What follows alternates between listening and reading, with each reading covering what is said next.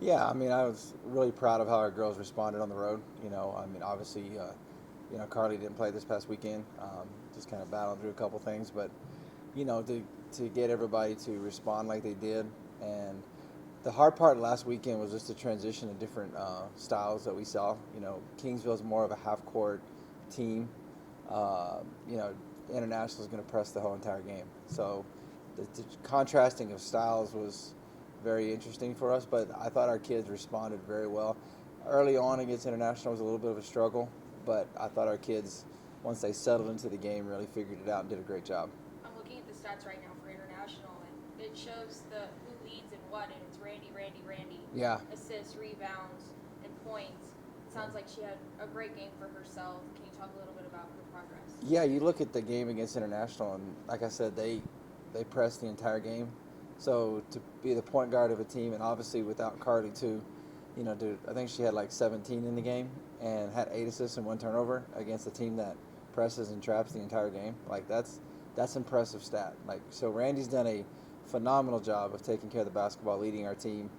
Kind of being the quarterback of our offense. So, she's done a great job all year long, and we fully expect her to keep that up. Now, Angelo and UTP getting close here, but you guys are still battling for a spot to host the regional Yeah. as well. I mean, you're in arm's reach of that. So, just kind of what's the mindset you get ready for this last games of the regular season? Yeah, they're huge games. I mean, obviously, anytime you play a game, they're big. I mean, but you still, you're playing two teams that, Angelo and UTPB. I mean, Angelo, I think, has secured, if I'm not mistaken, I think they've secured a spot in the Lone Star tournament. So, but they're still, when you look at that 7 through 10 range of the 11-ish range for the NCAA tournament, they're not far off from that. So I think that they are still battling for that area. So, like, it's always going to be a difficult game because everybody's battling for conference seeding, everybody's battling for postseason bursts. So, and I think UTPB is right there at the 7-8 marker for the conference tournament. So they're still battling for that as well too. So, again, probably going to kind of contrasting styles a little bit. Angelo's kind of morphed into more of a 5-out type offense this year. UTPB, I mean, they do a lot of that running, trapping, and doing a lot of that stuff. So it'll be, again, contrasting styles again this week. So it should be fun to see what happens. Talented, unselfish team. What's kind of left? Like, what makes you full form as you go into the postseason? What do you focus on as you get ready to go into the postseason? That's a great question. I think just fine tuning stuff. Just getting really, really good at what we do. I mean, you're gonna add a couple wrinkles here or there. I mean, that just always happens throughout a year. But I think just fine tuning, just little things. I thought against Kingsville, we had a huge emphasis of wanting to do a better job of guarding ball screens, being more physical. And I thought our kids did a phenomenal job of that. So that was fun to watch. And so I was proud of our kids overall for that. And I think they understand that the margins for error once you get the postseason are real small. They're really, really small. And so, even though it's the little things like catching with two hands, passing with two hands, all those little things, those things matter. They matter big time in the postseason, and our kids understand that. Your only losses really coming to some of the top teams in the country. Does that kind of get you guys playoff ready as the postseason's right around the corner? Well, I think that's why you challenge yourself in the scheduling like we do from going back all the way to the beginning of the year with our exhibition games. And then we played right out of the gate, played Grand Valley, and a Northwest Missouri team who's had a decent year this year up there in the MIAA. So you're always going to then obviously playing Colorado Mesa in that crossover challenge. And Colorado Mesa's, they haven't lost since we beat them, So, I mean, that's one of those things where you're going to consistently see teams, and we're going to consistently challenge ourselves, because to your point, DJ, you want to get to that level of where you're ready for the postseason all throughout the year. It's just constantly working towards that. So, I think this team's ready.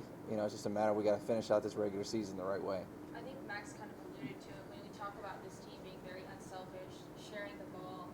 It seems like it's not just one girl doing it every single week. Like I said, we saw Randy doing it the 2 days before. It was Taylor that led in points, and then it would be Carly or Kyla. Yeah. When you think about that at this point in the season, how important is it to be playing unselfish basketball? Yeah, I mean, I think that's one of the most important things. One of the things that one of our standards, one of our goals for every game is to have more assists and turnovers. We want to, but we've gotten to a point where it's like we want to have 4 or 5 more assists and turnovers because this team has reached that level where you can raise that a little bit. And these kids do that. I mean, Saturday I knew was going to be a difficult game to do that in just because the way they play, they're going to force you into some turnovers. So just to get close to that number was what we were aiming for. But overall, when you really look at the stats throughout the year, in the unselfish play, we've had more assists and turnovers. I mean, there's multiple games where we've had 15 to 20 assists, and you know, on when you look at for example, you look at an NBA game, they have 20 assists. It's like, oh, that's normal. The average for women's basketball at Division One, Division Two, you're looking at an 8 to 15 range, and somewhere in there. To get 15 to 20 almost per game, that just shows you the unselfish nature of this team. This team really cares about each other. They're a connected group. I know I've said that a lot this year, and so it's fun to watch how they operate. Thanks, Josh. Can I add one more thing? Yeah. Okay, I want to add one more thing. Just this team was the first time, for me as a coach, and I just think that it was one of the things I wanted to put in there was they went 12-0 on the road.